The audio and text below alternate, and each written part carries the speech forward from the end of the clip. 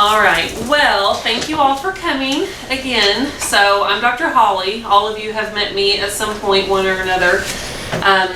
So as you all probably know, I'm a nurse practitioner. I have my doctoral degree in nursing practice.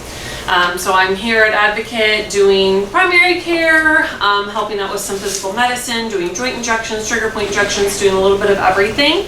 And the most recent service that we've added on is Hormone Pellets. So that's really what we're going to talk about today, but I'll talk a little bit about just hormones in general, why they're important, some different treatments that we can do for hormones, and why pellets specifically are a really good choice.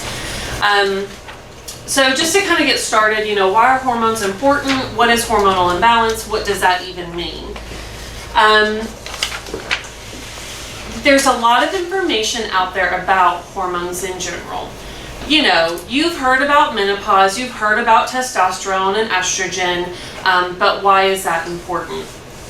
So, hormones are basically little messengers, okay? So our bodies naturally secrete hormones, which, for men and women are androgens, okay? So for men, primary androgen is testosterone. For women, your primary androgen is estrogen. But we, as men and women, have both, okay? And they're both important. So our primary androgens come from, our glands, whether they're ovaries or testes primarily, but we can also create some androgens in our fat cells and kind of create them in different ways in our body as well. So basically they work in like a lock and key fashion. They help turn on things and turn off things in our bodies.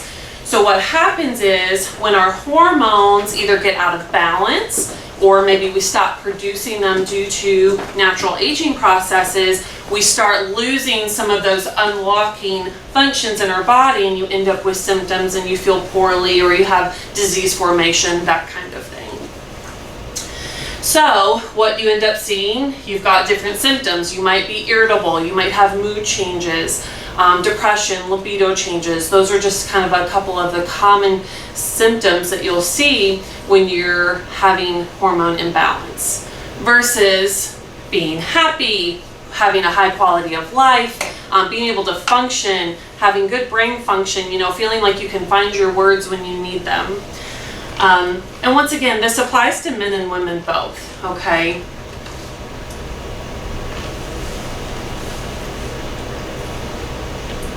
Trying to move forward. Not going.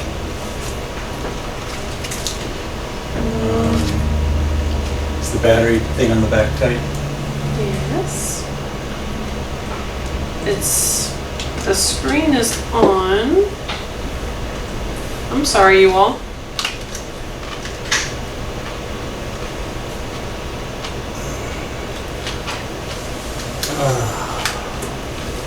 Okay.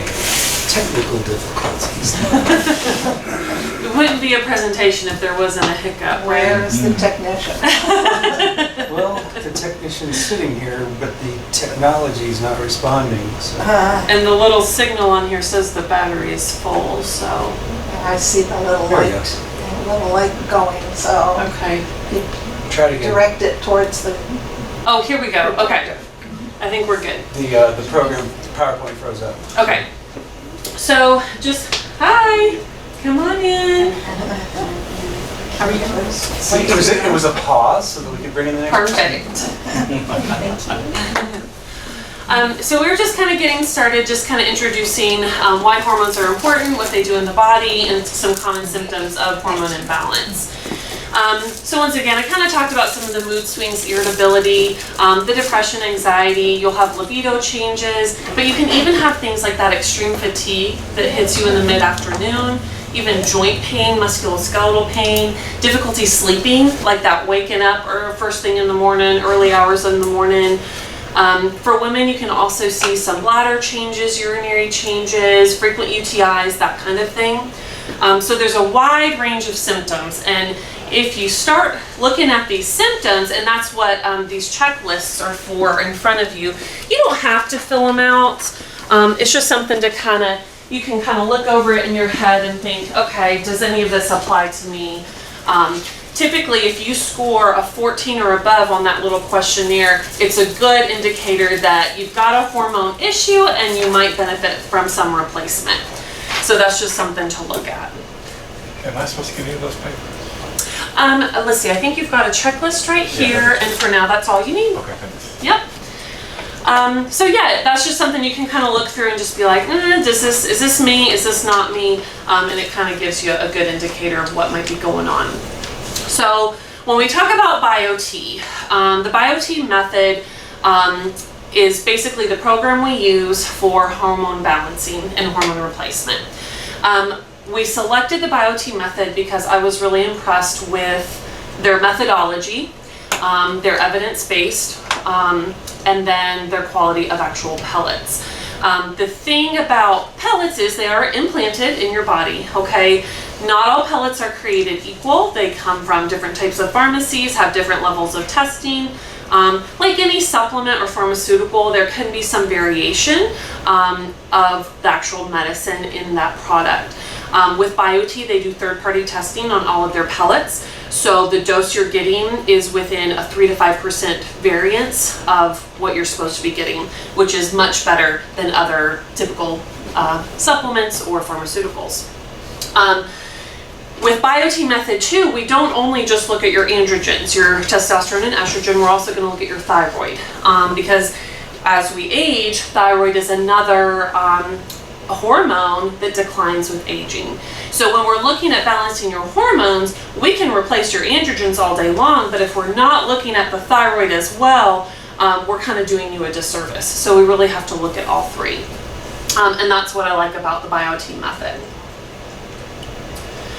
So just kind of touching on andropause, you know, everyone's heard of menopause, but what people don't think of is that males actually also experience a strong decline in their testosterone around the midlife years.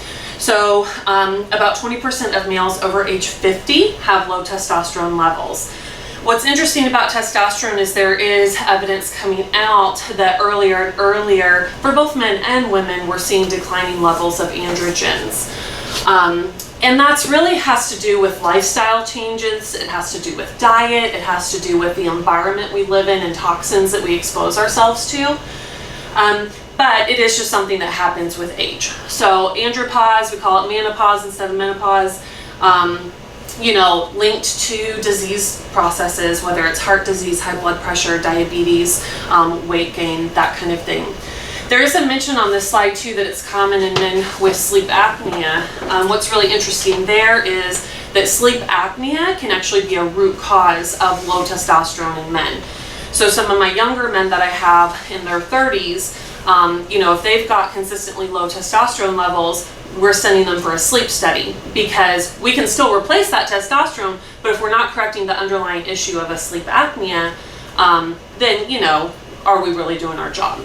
So, and sleep apnea is actually really significant because it is a root cause for multiple disease processes, including diabetes and heart disease and weight gain. So it's really important to keep an eye out for that. So kind of just focusing on men, talking about some testosterone. Testosterone is super important because it helps preserve our bones, our brain, breast, and our heart, okay? Those are kind of the major systems. Now, testosterone helps every system in your body. Over time, it's going to help lower your lipid levels. It's going to help maintain your body composition, lower your fat, and increase muscle mass, which are really important as you age. With testosterone in men, anywhere from age 30 to 70, you'll lose 1 to 3% of your testosterone production per year. So you can kind of see that if you start at age 30, you're losing your testosterone. By the time you reach your midlife or late life, you're really, really low. And that's similar for females as well. You hit 30 and your testosterone is declining, okay? And for females, of course, then you enter midlife and you hit menopause as well. This chart is really interesting. You know, for both men and women, as our testosterone declines, it's going to contribute to things like the dyslipidemia. So you're going to have increases in your cholesterol, triglycerides. That's going to contribute to hypertension, formation of heart disease, increased abdominal obesity, which is an issue alone that contributes to multiple other disease processes. Sarcopenia is a loss of muscle mass. That's really important as we age because you lose muscle mass, you become frail, and if you have a fall, lose your balance, anything like that, you can get into really big trouble. So that's significant to both men and women. But what's cool about this chart is a lot of men will say, well, my testosterone's fine because my libido is fine, or I'm not having any erectile changes, so I don't need to worry about my testosterone. But what you don't realize is that you don't even start having erectile dysfunction until your testosterone level is around 200, which is way too low. For men, we want to see you between 800, 1100 in that higher range. But what you will experience when your testosterone starts dropping even from 700 to 900, you can start having formation of Alzheimer's disease, signs of prostate cancer, and metabolic syndromes. So that has to do with like your obesity, dyslipidemia, that kind of thing. And so as your testosterone continues to drop, you're more prone to diabetes, then you start getting really fatigued. It kind of just evolves. And so then for a male, by the time you have loss of libido or erectile changes, your testosterone's already in the toilet and you've predisposed yourself to several disease processes. So that's kind of interesting. So natural testosterone replacement, and we'll talk more about bioidentical versus synthetic forms of hormones.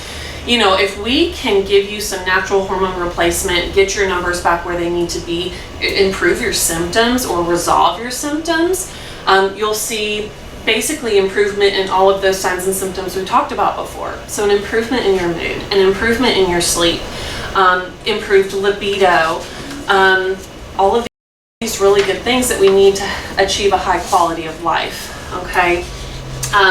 In the long term, so, you know, we have short-term improvements with hormones and we have long-term improvements with hormones. In the short term, you'll see that improved sleep, improved brain clarity, resolved mental fog. But in the long term, that's where you see an improvement in your cholesterol levels, improvement in your A1C if you're diabetic, improved body composition, so trimming away some of that abdominal fat, putting on some more muscle, just better exercise tolerance. All of those things happen in the long term. We're looking at more like 6 months to a year after you initiate hormone therapy. But some of those other things happen a little sooner, within a couple weeks even of initiating therapy. So just touching on menopause, you know, 3,500 women enter menopause daily. It might even be more than that. But what's interesting about menopause is by the time, kind of similar to what we were talking about with men, by the time you start having symptoms, you're having hot flashes, night sweats, irritability, you've already been losing your estrogen for at least 10 years. Perimenopause is a time frame that can last up to 10 years, and that's before you lose your menstrual cycle. So when we talk about menopause, we're talking about women losing estrogen. So your ovaries, which are your primary production gland of estrogen, just peter out, okay? This is part of our life cycle. So, but by the time it happens and you lose your cycle, your estrogen has already been on the decline. And you might have been experiencing some symptoms up to that point. But then once again, once you lose that cycle, you're not even through menopause until you've had an absence of your cycle for a full year. And then moving forward, you can still have all those symptoms. Typically with menopause and the loss of estrogen, we think more of like vasomotor symptoms. So those are the hot flashes, the night sweats. That's really what we're getting from that lack of estrogen.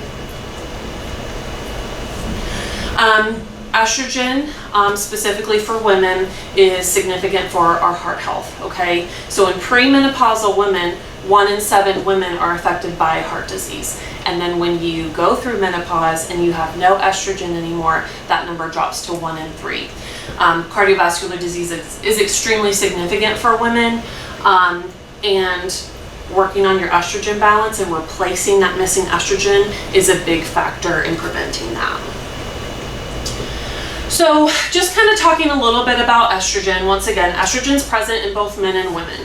In women, our estrogen balance is much higher, our testosterone is lower, and it's the opposite for men. Like I said, it kind of already mentioned it, it controls the hot flashes. Estrogen is very important for maintaining bone density. In my experience, working with older adults, most of the women and the education that I was provided is we give estrogen to help prevent that postmenopausal osteoporosis, which is loss of bone mass.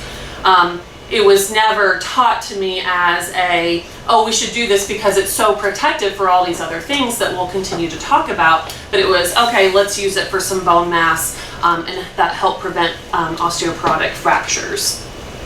Estrogen is also really significant in maintaining your memory and your brain health. Once again, in my experience, I used to work in long-term care centers with older adults. The women that were on estrogen and had been on estrogen for 40, 50 plus years, even some of my patients that I have now, brain function so much better, so much more vital. You know, it really prevents dementia, okay? So that's a really important piece there. Estrogen is also going to increase your serotonin and your dopamine. That helps improve your mood balance. So it really does a lot of important things to help us feel well. You know, once again, natural estrogen, we'll talk more about what that means versus synthetic forms. It's going to maintain the collagen in your skin, reducing wrinkles, helping with the mood, the bone density, bone strength, and once again, over time, it's going to work on that heart health by reducing your lipid levels, maintaining your memory, protecting that bone, breast, brain, and heart. So, we've talked a lot about why we lose our hormones, what happens as we age, the impact that it makes on our quality of life. So how do we replace those hormones? You know, a lot of people talk about hormone balance. So I kind of use the term hormone balance and hormone replacement a little bit differently. Because we do need to replace hormones and optimize hormone levels in younger people. You know, younger adults, I have several 30-year-olds right now needing some hormone optimization. Their levels just aren't quite good enough and they're symptomatic. So we're just working on getting their numbers up. That differs from your postmenopausal female or male getting up in years, 50, 60, 70 years old, where you just don't have androgens anymore. There is no optimizing because you just don't have any. We literally just have to replace what your body needs. So we do that, we have two options. We have synthetic drugs or we have bioidentical options. Synthetic drugs are pharmaceuticals, okay, to come from your typical pharmacy. They're typically made in a lab and they kind of mimic how hormones work in your body. Bioidenticals are molecularly exactly the same as to the hormones that our bodies, or the hormones in our bodies. So with bioidentical hormones though, what's interesting is it's from a plant, basically. Usually you can use either soy or yams, and you extract the steroid ring out of the molecules in those plants. But they're not considered drugs, okay? So bioidenticals come from compounding pharmacies. What I like about BioTe is BioTe partners with 2 compounding pharmacies across America. And that's the only place they get their products. They're considered 503B FDA approved compounding pharmacies, which is the highest level of compounding pharmacy you can have. So once again, it just kind of speaks to the quality. And then with BioTe, they do the third-party testing as well, which is important. But the bioidenticals, that's all it means, is it's bioidentical at the molecular level to what your body needs. It's not working, it's not mimicking, or anything like that. In that way though, so these are products, they're really just kind of supplements, okay? They're not trademarked, they're not registered as drugs, and so really they're not FDA approved because they're a supplement. So that's what's kind of interesting. In that same vein, insurance does not cover bioidenticals, okay? So that's just kind of a factor to think about when we're talking about a good option for you. You have to weigh, okay, do I need to have this run through insurance or can I afford, you know, the cash option? For both, we've got pills, we've got patches. we've got the injections for synthetics, and then for bioidenticals, we also have the pellets. And that's really what we use with the BioTe method, are the implanted pellets. So when we talk about conventional hormone replacement options, a lot of people have heard bad, scary things about hormone replacement, okay? And the reason why is back in the early 2000s, there was a study called the Women's Health Initiative, which basically studied postmenopausal females and then started them on estrogen or a combination of estrogen and progesterone, and they came up with all these horrible results. But what happened was they didn't look at any women less than age, I believe, 65. So all these women were already postmenopausal, already had comorbidities, already had disease processes in place. And so they found out in their study we had an increase in stroke and heart attacks and breast cancer and clotting issues and all these really horrible, scary things. So doctors stopped prescribing hormone replacement for women, and basically women just got scared, and for decades just suffered through menopause, essentially. What has actually ended up happening was a couple years ago, I think it was like in 2017, the authors of that study came out and said, oh, we're sorry, that was a really bad study and we had really flawed results. So, you know, but that literature still stays in the community, you know, and if you're not updated on the new information, sometimes you will come across providers or individuals who are very anti-hormone replacement for that reason. So when we talk about different formulations, okay, starting with the patches, patches are typically going to be a traditional pharmaceutical. They are better than pills because typically you'll put it on once a week, maybe every other week, depending on the strength. It's absorbed through the skin, which is a really good option. What happens when you take a pill, either estrogen or testosterone, you have what we call a first pass effect. So it goes through your gut and then it ends up being metabolized by your liver. Our liver is where all of our clotting factors are made, and so when you send hormones through that route, we activate those clotting factors, and you do have some of those scary side effects like clotting, strokes, heart attacks. So with patches, anything that's transdermal or under the skin, absorbed through the skin, goes into the bloodstream and is metabolized by the kidneys. So you don't have all those scary clotting effects, okay? So this can be a really good option. You know, some women don't like them, you know, because you have to stick it on. If you like to be active or something, you know, the adhesive might come off. Most commonly, you can have some skin irritation from the patches. But the most important factor is about 45% of people don't absorb that much hormone through the skin. So it's an okay option. You know, it works well for some people. Creams or gels are kind of similar. So these are things that come in pump bottles. We can do this usually through compounding pharmacies or as a traditional pharmaceutical. But you have to like rub it on. So, you know, you have to rub it in, it has to soak in, you have to give it time to dry, you want to make sure you wash your hands afterwards. You know, you want to be sure you're not making contact with children or animals or your loved one, because then you could rub off that medication on someone else.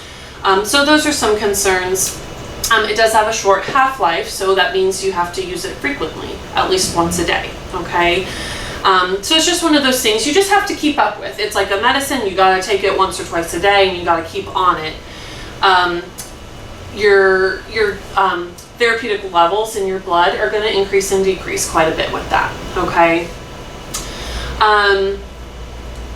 The other piece here that's interesting with estrogen, so if we're talking about doing an estrogen cream, which for creams or gels we can do testosterone or estrogen or even a combination thereof if we're using a compounding pharmacy. Certain products are not, they don't bind to all the androgen receptors that we have, so you don't actually get full relief of your symptoms. So like the product Biest is an example, Premarin is an oral conjugated estrogen, which is another example where it only binds to one of the two estrogen receptors in our body, so you're not getting the most benefit out of that replacement. So next is injectable testosterone. We don't have an injectable estrogen option, but injectable testosterone is very common. The biggest problem with this is it's an intramuscular injection, so it's like a traditional shot. It hurts. You have to do it usually once a week, maybe every 2 weeks, but some people do it twice a week. So you're looking at having to give yourself injections pretty frequently. Now with the injections too, you do end up having significant side effects because it's being absorbed through the muscle, so it is being metabolized by the liver. So you can have some of those clotting risks, heart attack, stroke. It's also known to elevate your lipid levels, which contributes to the development of heart disease. It's always a synthetic. There is no bioidentical injectable testosterone. It always wears off before the next time you need another shot, and basically you're just on a roller coaster. You take your shot and you spike, and then you drop, and then you take your shot and you spike, and it's just up and down constantly. So with bioidentical hormone pellets, I already mentioned, so these are bioidentical, so they're molecularly similar, exactly the same as what our bodies produced. They're plant derived. The compounding pharmacy that we use through BioTe, we only have soy-based pellets. So the steroid ring is extracted from soy, and basically it's compounded with stearic acid, which is common binding agent. If you've ever taken an aspirin or a Tylenol, you've had stearic acid. And the pellets, so what's nice about them is they last a lot longer, okay? Whereas, you know, you can take a pill every day, you can do a patch or a shot once a week. With a pellet, we're actually implanting it into your subcutaneous, like fatty tissue, usually at the top of your buttock area, and it stays there and it slowly dissolves over a couple of months. So this is most similar to how our bodies produce hormones, where our body is slowly uptaking it. You know, eventually the pellets are going to wear away, you're going to use up that dose, and then it'll be time for more pellets, but at least you're not having to do that again. For women, typically anywhere from 3 to 4 months. Men are anywhere from like 3 to 5 months, okay?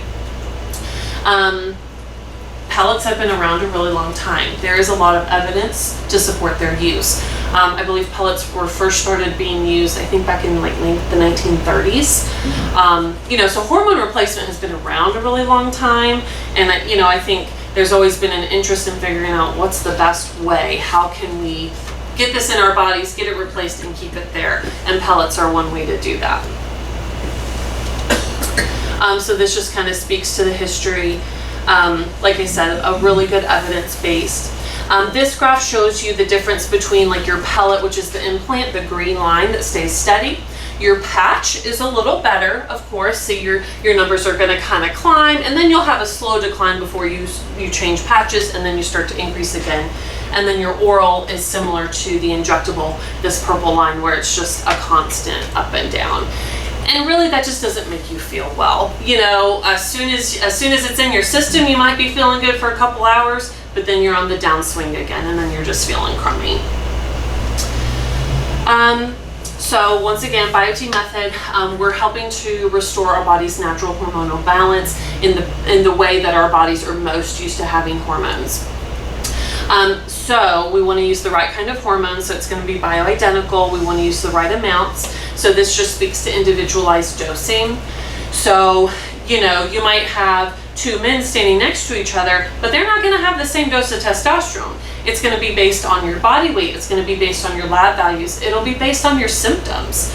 As we start using pellets, we're going to be monitoring not only your lab values, but also your symptoms, because the lab values are helpful, but how you feel is more important, okay? So we're always looking at both. And then the right delivery system is pellets. Safe option, you don't have those scary clotting side effects. You put them in and you're good for a few months, okay? It's easy.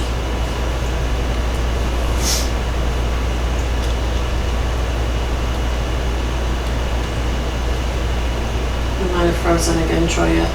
Oh, here we go. Okay, already spoke about like the low side effect profile. It helps with all those things we already talked about, okay? Helps with your bone density. It's gonna help maintain your brain function, heart health, all of these really good things. We'll talk a little bit more about some of the side effects and more specifics of the pellets. So we'll kind of get to that, but it is a really good, safe choice. So speaking to breast health, we'll kind of talk about breast cancer and prostate. So for women, you know, anytime we're using estrogen, we do have concerns about breast cancer. That's one of those big scary things we've been told in the past, that estrogen use is going to cause breast cancer.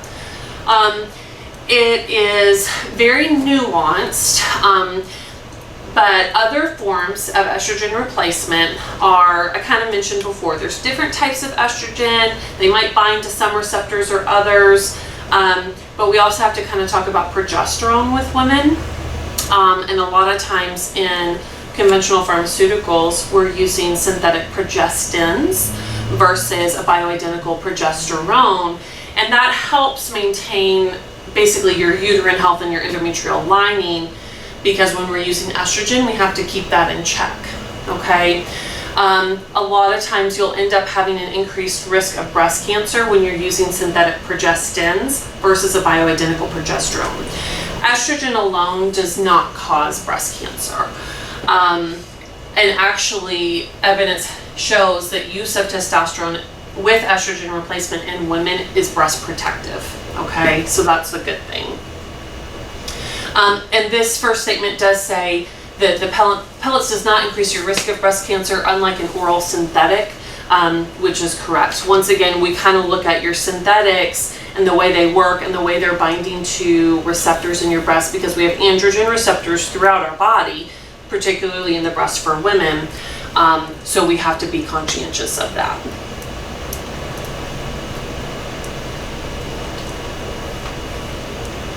Okay, so this just gives us some details on hormone replacement therapy after a diagnosis of breast cancer. We can give you, a woman with a history of breast cancer, testosterone, okay? What we can even do is give you testosterone with a drug called what's an estrogen receptor blocker called anastrozole, and then that blocks those estrogen receptors so that your testosterone doesn't turn into estrogen and bind to those receptors in your breast.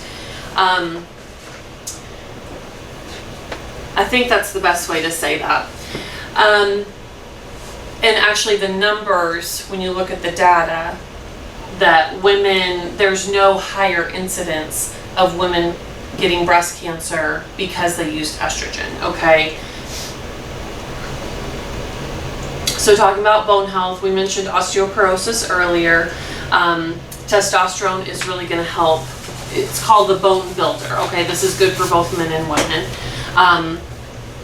It demonstrated there was a 4-fold increase in bone density over oral estrogen alone, okay, and 2.5 times greater the impact than patches. So for women, when we give you pellets, we're giving you both estrogen and testosterone because you need both and the benefits are there. We know that that testosterone is breast protective. It's going to help build your bone in addition to your estrogen. It's going to help reduce your incidence of cardiovascular disease. So we're going to give you both. Men only get testosterone because it's important we keep your balance of testosterone to estrogen even. So arthritis, we talk about arthritis a lot around here. Arthritis is the 4th leading cause of disability, okay? When you lose your androgens, basically what happens is you're living the life you've always lived, but now you don't have any androgens, so your body creates a low level of chronic inflammation, okay? And that's going to make any pre-existing pain you already have worse, all right? And so both the estrogen and testosterone have been shown to stimulate pre-cartilage cells, so that helps actually rebuild and keep your joints strong, because in arthritis you start to lose that cartilage, it gets worn away. So when we use hormones, it protects those joint spaces and can help at least prevent further deterioration of the joint, if not helping repair it. So going into talking about brain health, I already mentioned the significance of estrogen in the development of Alzheimer's disease. Women get Alzheimer's disease in an 8-to-1 ratio over men. It's much more common in women, okay? And so there is a very close link there with that loss of estrogen on brain health. Women on estrogen are 50% less likely to develop Alzheimer's disease. So this is important. We want to intervene early and get you on hormone replacement early for women in that perimenopausal time frame, because actually what happens in Alzheimer's is by the time you even have symptoms of a cognitive decline, it's already been 10 years since the disease started. So, you know, you kind of get into trouble that way. So we want to intervene early with hormone replacement. So just touching a little bit more on some heart health. You know, I've already reviewed that when we replace estrogen and testosterone, it makes a big impact on those cholesterol numbers. We like your HDL cholesterol to be high, that's the good cholesterol. We like your LDL cholesterol to be a little lower, and we don't want your triglycerides too high either. So those are all the things that we commonly look at in a lipid panel.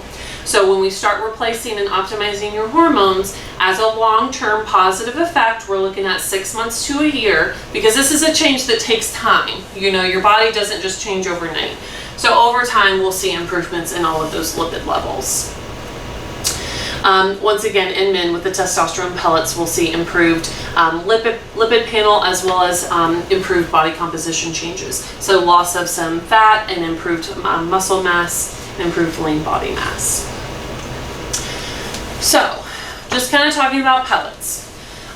The most common symptom is going to be some fluid retention. Okay, we might start you on your testosterone and estrogen, and you might find that you're a little puffy. It might be, you might notice it in your feet, you might notice it in your belly or in your hands or fingers, okay? This happens for a couple reasons. It's more common in the summer months, just when it's hot, your kind of hydration balance is off anyway.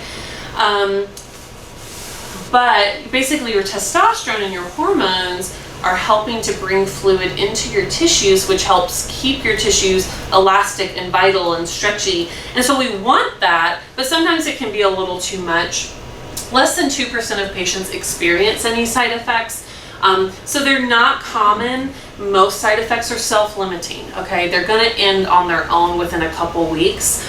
For something like some fluid retention or swelling, you know, if you're really uncomfortable, it's just not going away, you're sick and tired of it, you would just call me, let me know, and we'll give you a diuretic for a few days. It helps pull that fluid off, and then usually you're good to go from there. Some other common things in women, once we start giving you more estrogen again, you can have some breast tenderness or even some uterine lower abdominal cramping, almost like some of those premenstrual symptoms, and it's because your estrogen is climbing and you've been without that for so long. And so that's kind of how you're going to feel it. So with women who have a uterus, so women who have not had a hysterectomy, we will give you a prescription for progesterone. I kind of mentioned that earlier. That's bioidentical, and that actually helps keep your endometrial lining from growing too much, because when we give you estrogen, that's what it's going to do. So we give you progesterone, that keeps it from growing too much, preventing any risk of uterine cancer. And then that also helps reduce some of that breast tenderness, some of that cramping feeling, and prevents any return of a menstrual cycle or spotting. Okay. You know, some mood swings, irritability, first couple weeks, not unexpected.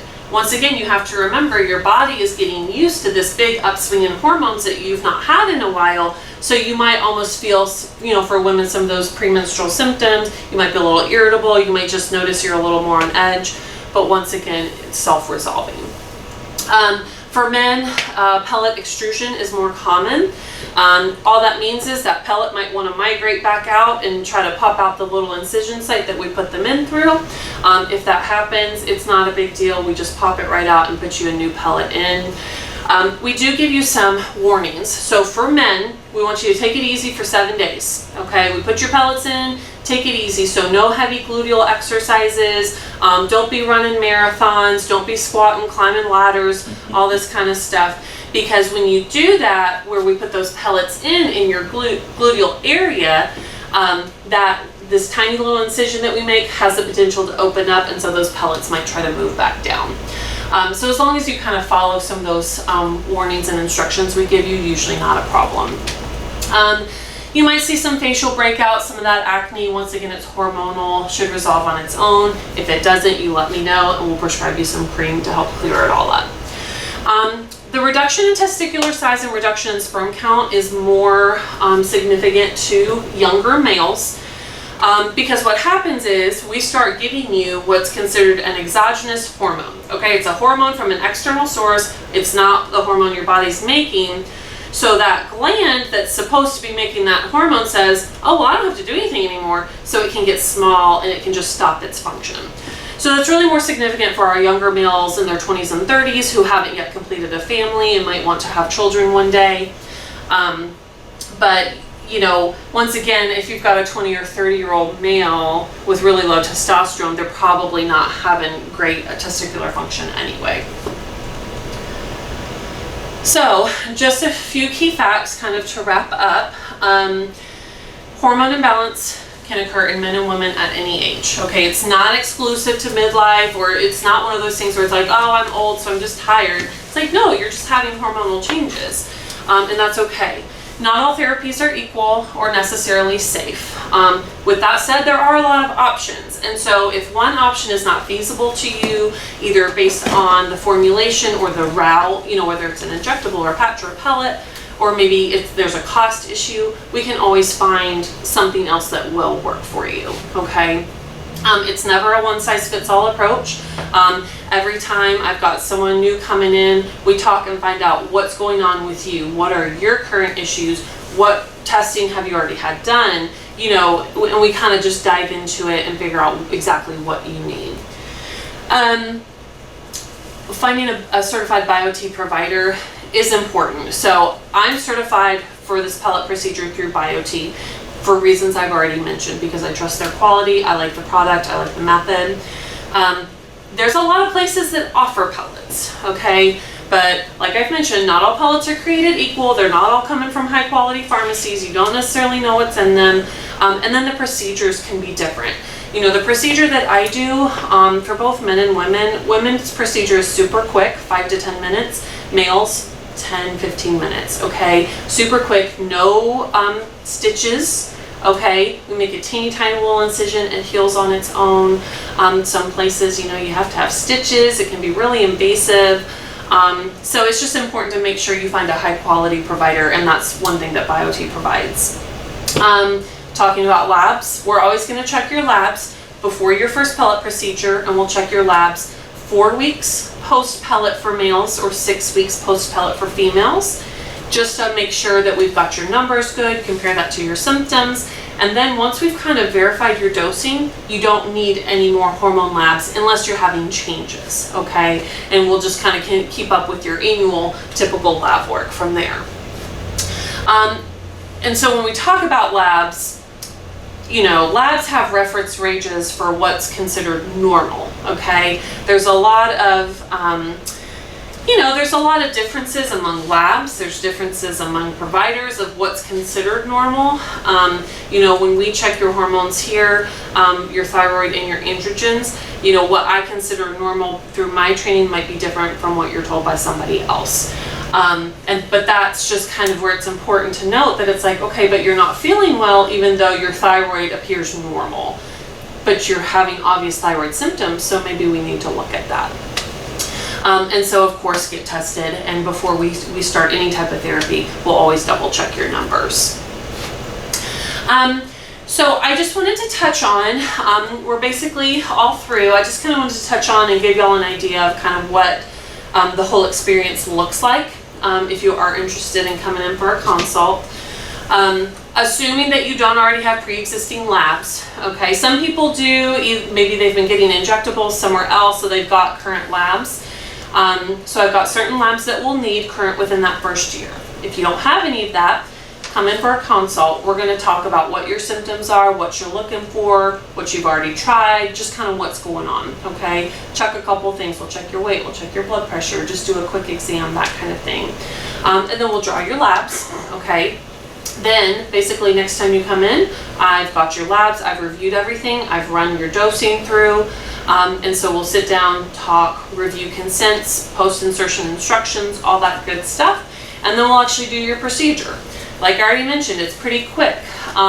The incision that we make, it is called an incision. It sounds scarier than it is, okay? It's a very teeny tiny, less than 1 centimeter long incision. It goes right at the top of your gluteal muscle into your subcutaneous tissue, okay? I use a little tool, I insert that, I put the pellets in, I pull the tool out, and I close the incision with what's called a steri-strip. So it's like a really strong piece of tape, okay? For women, that's gonna stay on for 3 days, and for 3 days, we want you to have some downtime, no heavy gluteal activities, no sitting in a bathtub, hot tub, swimming pool, nothing like that, because that could set up some infection. And then basically you're good to go. For males, pretty much same procedure. It's a little bit longer just because you physically get more pellets. So it just takes a little bit longer to get those in there, and then you just have that 7-day time frame of reduced activity, no sitting in a hot tub, swimming pool, that kind of thing, just to give that site plenty of time to heal. You know, you can expect some soreness. You're going to be sore. You know, we put this little pellet up there in the top of your buttock area, so you can have some soreness, but typically if you use ice, we recommend you put ice on there the first 24 hours. You know, take whatever type of pain reliever you're used to taking, if it's a Tylenol or whatever, that's fine. You know, and then we'll plan on having you back for your labs. If there's any issues, you always just call me. You know, just call here at the office. We'll touch base. If you do feel like you're experiencing side effects, no problem, we'll get it addressed, okay? Then, like I already mentioned, we'll do your post-pellet labs, get you in for your second procedure, and by that time we've got your dose pretty well verified, and then you're just on autopilot from there.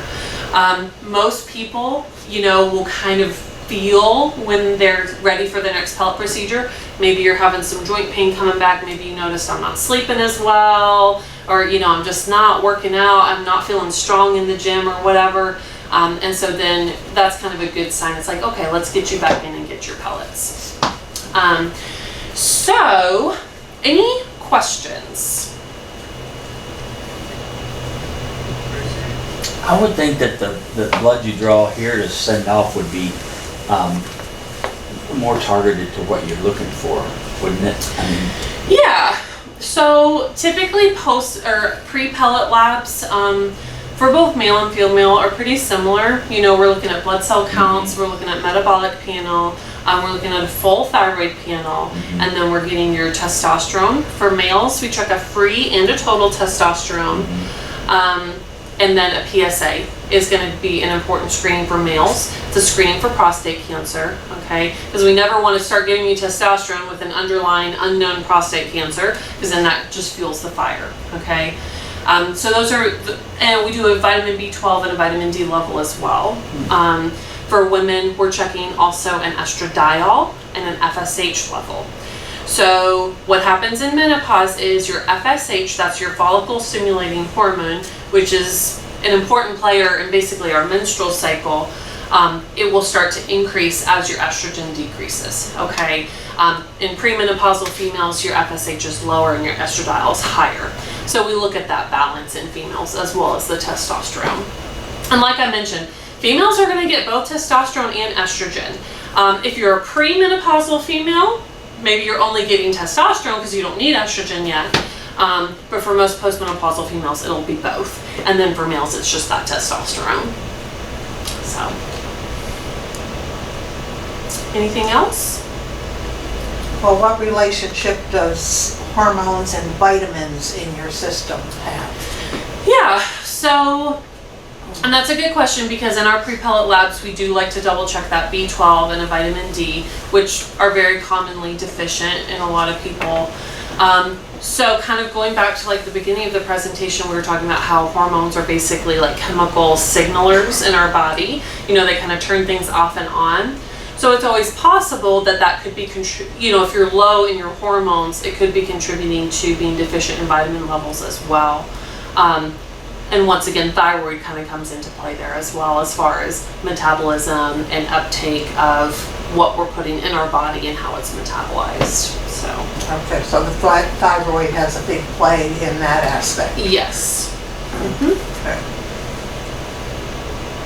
any unsolicited testimonials? Hey, I bet I could find a few people to give some.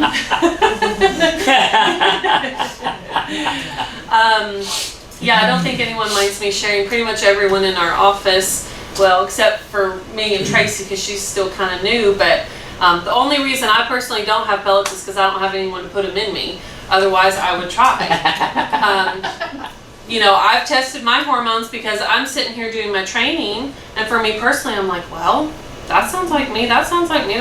I'm in my mid-30s. Okay, apparently my testosterone is declining, you know, and it is. The blood work shows it. So, yeah, I mean, I think everyone here can pretty much speak to how much it improves your health and quality of life. So. Now, this pellet system, is that what is used now for the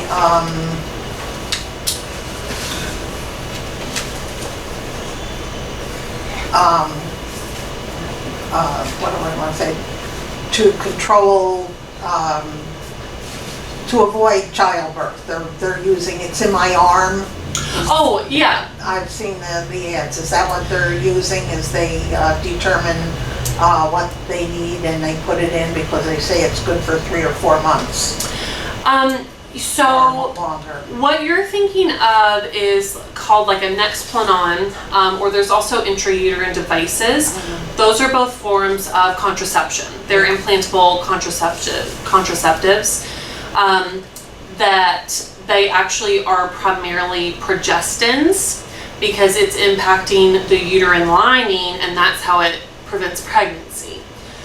Now, some providers might suggest that like a combined oral contraceptive could be effective in menopause, because in a combined oral contraceptive you are getting some estrogen as well as progestins. But that's pretty different from like the pellets that we're talking about today. The pellets that we put in are dissolvable. It's not like a device that eventually has to come out. It just goes in right under the skin in that fatty tissue, and it dissolves. And it actually forms little microcapillaries around it. And so really the uptake of hormones is directly into your bloodstream based on cardiac output. So the more active you are, the more you'll uptake those hormones into the bloodstream, and they kind of dissolve a lot quicker. And then we put in more.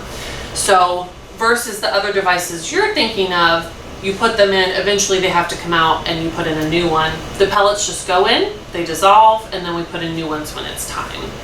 Does that answer your question? Well, I don't know. I just saw the ads. Obviously, I'm beyond that aspect of my life.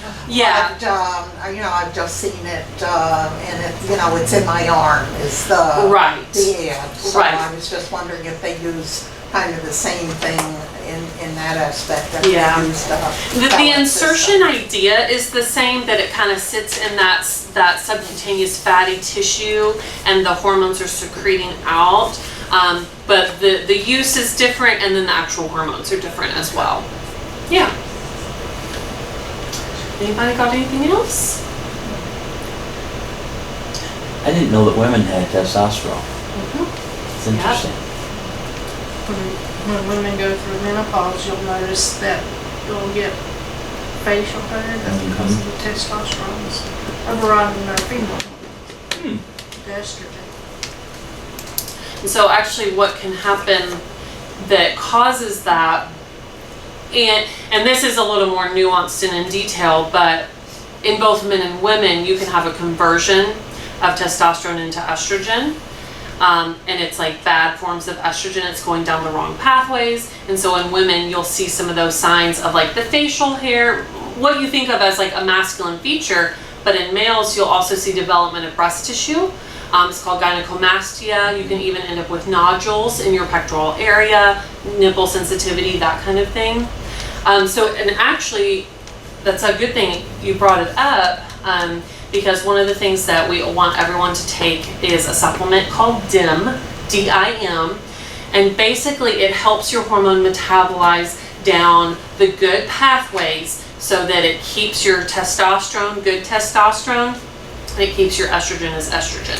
Because this is a process called aromatization, okay, where there's lots of different metabolic pathways where hormones go down. And so for the men to get the most out of their testosterone, we want you to take that DIM. And then for women to get the most out of your pellets, we want you to take the DIM, okay? So that's gonna be really important for everyone getting pellets. All right.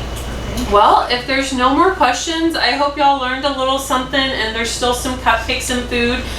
You're welcome to take everything that was in front of you.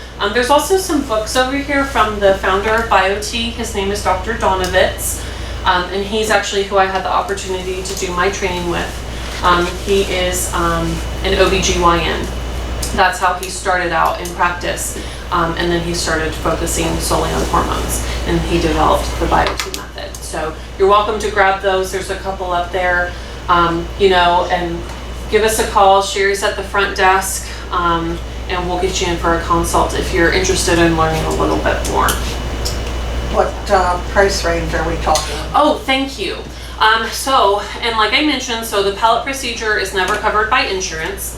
So it's a cash procedure. So female pellet procedure is $400. The male pellet procedure is $750.